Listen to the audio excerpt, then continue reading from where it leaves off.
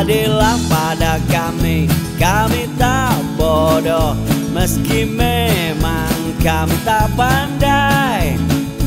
Tapi kami berjanji akan tetap mengkritik sesuai isi hati.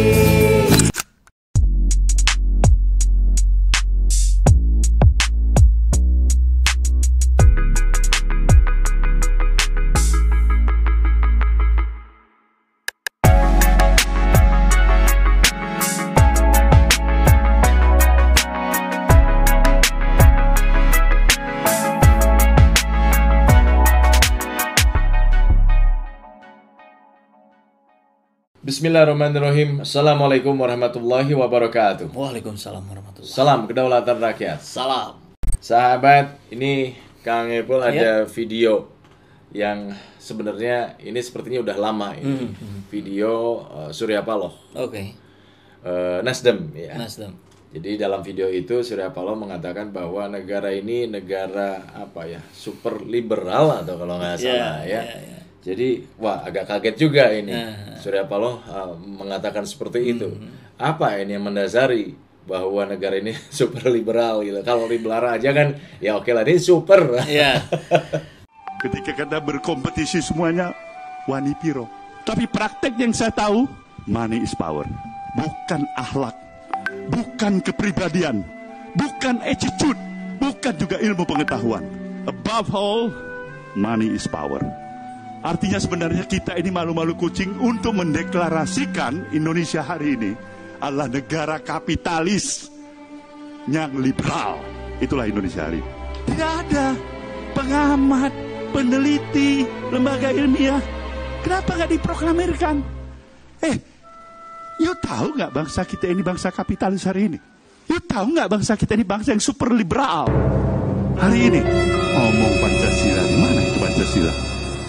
Begini, saya kira video lawas itu kembali viral karena kita melihat pergerakan negeri ini sepertinya bukan mengarah pada kebaikan, mengarah pada perbaikan, tapi semakin menuju pada proses penenggelaman.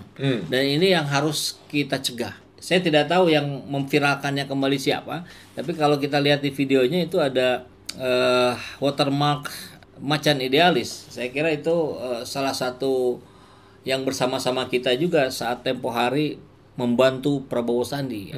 Masuk pada konten apa yang disampaikan oleh Surya Paloh, luar biasa, keras sekali itu. Ada juga beberapa kalimat yang menegaskan, apa itu orang-orang bilang Pancasila, Pancasila. Ini jelas-jelas negara liberal. Lihat ini faktanya begini gitu. Bahkan di ujungnya yang tadi itu, bahkan super liberal. Wow, kalau Amerika itu negara liberal, dengan bahasa Surya Paloh, Indonesia lebih lagi dari Amerika.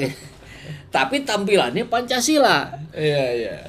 Faktanya lebih dari Amerika. Nah, ini disampaikan bukan oleh seorang pengamat, disampaikan bukan oleh seorang akademisi, tapi pelaku utama perpolitikan, yaitu partai politik, ketua partai Nasdem. Ini keras sekali.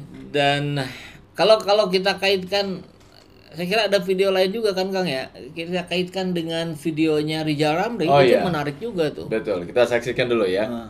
Kenapa saya katakan demokrasi kriminal? 22 dari 34 gubernur masuk penjara.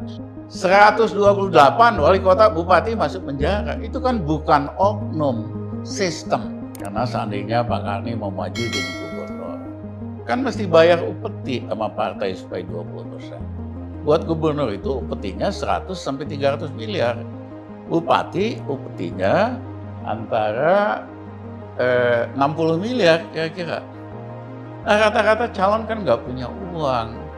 Akhirnya minta tolong sama bandar atau cukong. Sebagai gantinya, cukong ini minta konsesi hutan, minta konsesi tambang, minta izin IMB. Inilah yang bikin rusak Indonesia. Kalau bicara soal super liberal. Ya. Berarti ada relevansi yang sangat kuat dengan penguasaan oligarki di dalam pemerintahan gitu. Itu kan seperti yang hukum rimba ya, siapa yang paling kuat, siapa yang paling mampu mengatur, maka dia pemimpinnya. Dan yang luar biasa juga lugasnya ya, kita lihat Rizal Ramli itu di potongan podcastnya Karni Ilyas Club di YouTube-nya Karni Ilyas.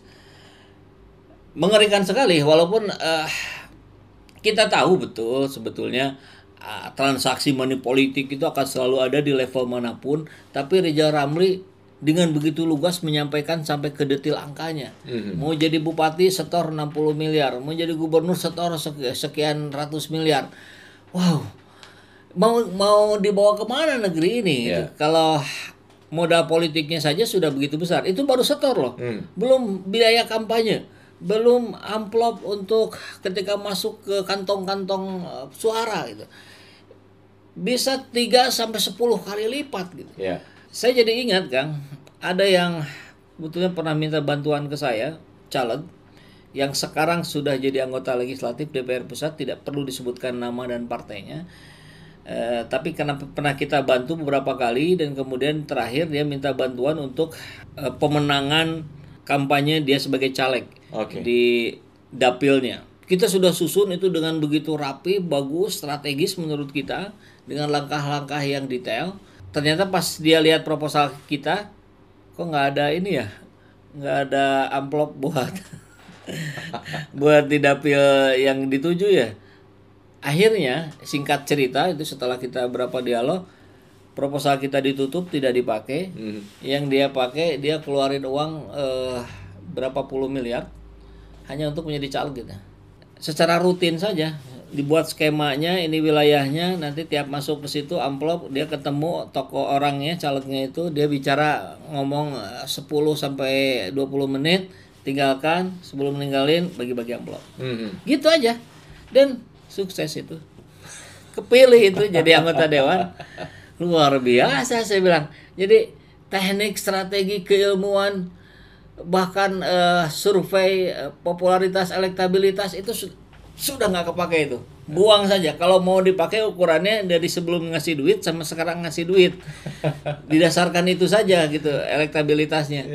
Dan itu kebukti. Nah saya kira menjadi sangat wajar apa yang disampaikan oleh Rizal Ramli, kemudian melihat Indonesia ini akan dibawa kemana kalau ini tidak segera diperbaiki. Berarti cara tadi don't try this at home lah ya.